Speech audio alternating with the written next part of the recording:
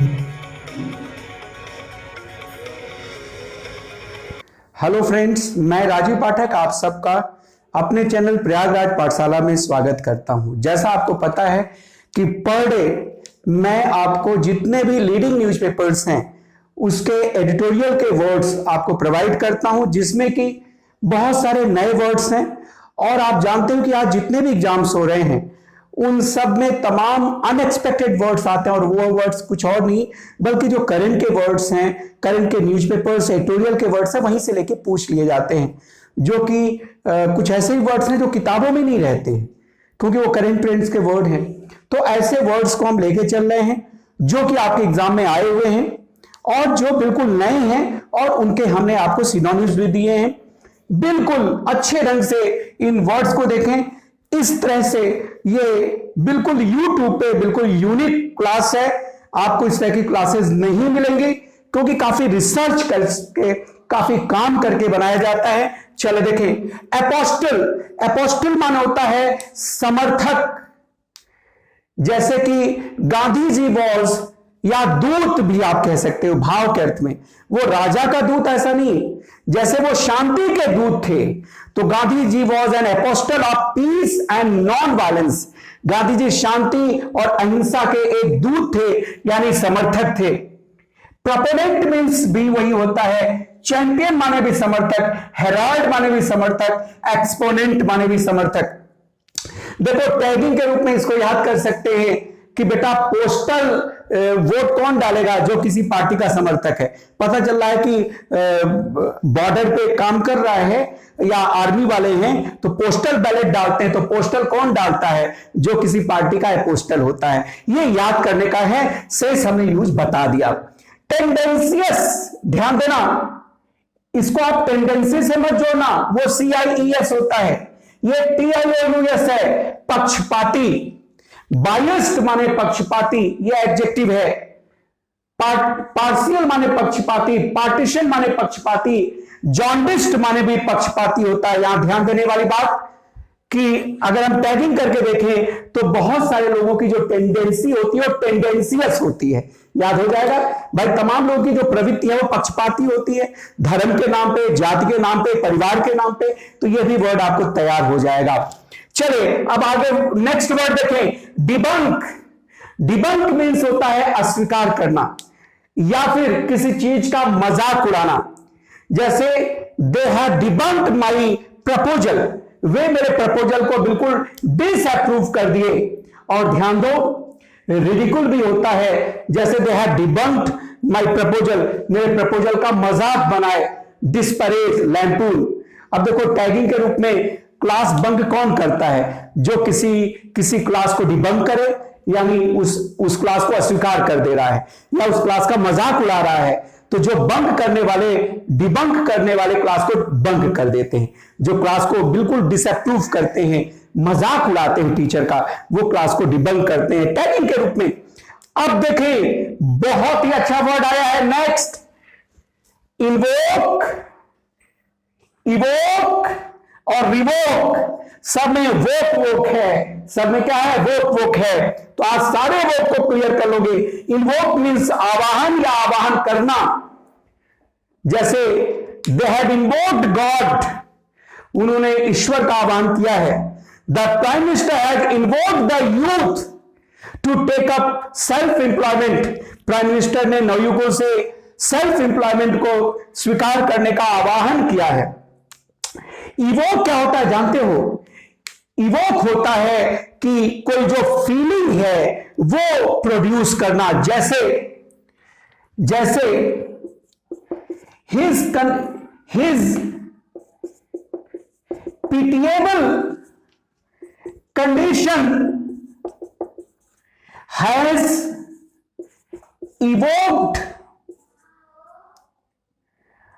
a sympathy। Evoke sympathy, चूंकि feeling है तो आ नहीं आएगा, इन मी। उसकी दयनीय दशा ने मेरे अंदर एक सहानुभूति उत्पन्न की। तो जब कोई फीलिंग उत्पन्न करने की बात आती है तो इवोक। अब देखो रिवोक, रिवोक माने रद्द करना, रिसाइंड, क्वाश, रिपील। अब देखो याद कैसे होगा?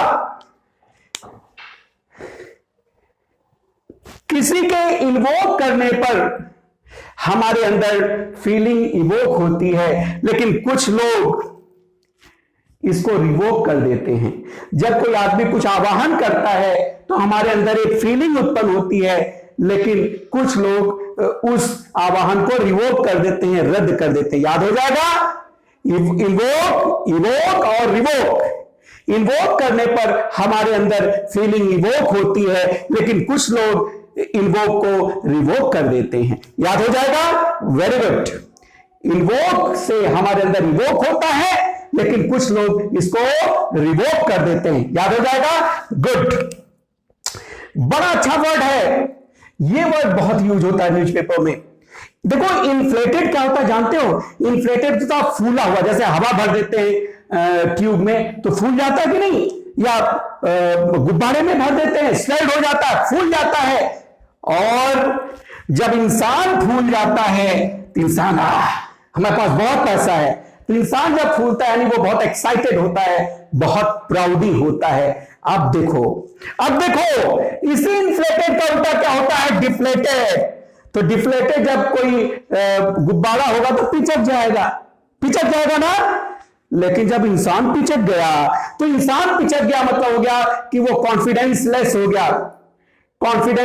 हो गया, अनइंथुजियास्टिक हो गया, कॉन्फिडेंस लेस हो गया। जैसे कुछ समय पहले मैं बड़ा डिफ्लेटेड था, लेकिन फिर से काम करना शुरू कर दिया। थोड़ी सी प्रॉब्लम हो गई थी, डिप्रेशन में चला गया था, लेकिन फिर से ऊपर वाले की दया से थोड़ा सा इन्फ्लेटेड इस सेंस में हो रहा हूं, इसमें नहीं। ठीक है, तो ये सारे वर्ड आपको तैयार हुए होंगे। पोस्टल बैलेट अपोस्टल वाले करते हैं। तमाम लोगों की टेंडेंसीज होती है। क्लास जो डिबंक करता है, जो बंक करता है, वो वास्तव में डिबंक ही तो करता है, वो उसको डिसअप्रूव करता है या उसका मजाक उड़ाता है। जब इन्वोक किया जाता है तो एक फीलिंग इवोक होती है, लेकिन कुछ लोग इस इन्वोक को रिवोक कर देते हैं। याद हो जाएगा, वेरी गुड। इन्फ्लेटेड फूला हुआ यानी घमंडी, एक्साइटेड। डिफ्लेटेड पिचका हुआ, और जब आदमी पिचका हो जाएगा, हवा निकल जाएगी आदमी की, यानी वो कॉन्फिडेंस लेस हो जाएगा, अनइंथुजियास्टिक हो जाएगा। चले अब आगे वर्ड देखते हैं। चले देखिए, फ्रिक्शन पॉइंट। फ्रिक्शन क्या होता है? जो प्रेशर होता है, जैसे अगर कोई चीज सरक रही है तो जो फोर्स काम करता है उनको पकड़ने में, जकड़े रहने, वो फ्रिक्शन होता है।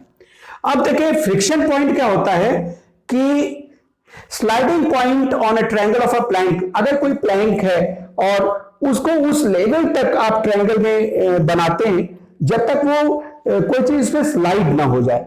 जहां से वो स्लाइड होना शुरू होती है फिजिक्स के टर्म में, वो क्या होता है? Friction point. यानी अगर आप किसी चीज को थोड़ा सा स्लाइड कर दो तो स्लाइड होना जिस पॉइंट पे शुरू हो जाती है वो फ्रिक्शन पॉइंट होता है। यानी कि फ्रिक्शन वहां से कम होने लगता है और गिरने लगती है। अब आपके जो अभी एडिटोरियल में आया था कि भारत और चाइना के बीच में फ्रिक्शन पॉइंट, तो जहां से दो व्यक्ति सरकने लगते हैं, तो जब सरकने लगेंगे यानी दूर होने लगेंगे, तो वही हो जाता है डिसएग्रीमेंट, डिस्कॉर्ड, कन्फ्लिक्ट, तनाव, असहमति। ये जो है आपका डे टू डे लाइफ में फ्रिक्शन पॉइंट होता है। अब आपको समझ आ गया होगा क्यों। आप वहीं से तो हुआ ना कि जब दो लोग एक दूसरे से सरकने लगेंगे तो दूर होने लगेंगे, यानी दूर होने लगेंगे, तनाव है, असहमति है। देख रहे हो ना किस तरह का ये जो है इडियम्स बना हुआ है। ऐसे ही बेटा आपको एक एक चीज बताई जाएगी। रियूज, ये वर्ड कई बार एग्जाम में आया है। चाल, स्ट्रेटजम, ये एसएससी में आया है, एमडीएस सीडीएस में आया है। प्लॉय, गैम्बिट, योजना, चाल, रूज। अब देखिएगा नेक्स्ट है बेविल्डर। बेविल्डर मीन्स होता है परेशान करना। बैफल माने भी परेशान करना, कंफाउंड माने, बिफडल माने, परप्लेक्स माने, ये सब है। तो आपका बैफल कई बार आया है, कंफाउंड आया है, बिफडल आया है। अच्छा, बिफडल का इस्तेमाल जानते हो? कंफ्यूज के सेंस में भी कई बार आया है। कंफ्यूज के सेंस में भी कई बार आया है। तो देखो, इसको याद करने का, जो बेबी होती है, बेबी होते हैं वो अक्सर परेशान कर देते हैं। कभी इधर जा रहे हैं, कभी इसको हम देखो बेबिल्डर को समझो बेबी। तो याद करने का एक तरीका और कुछ नहीं।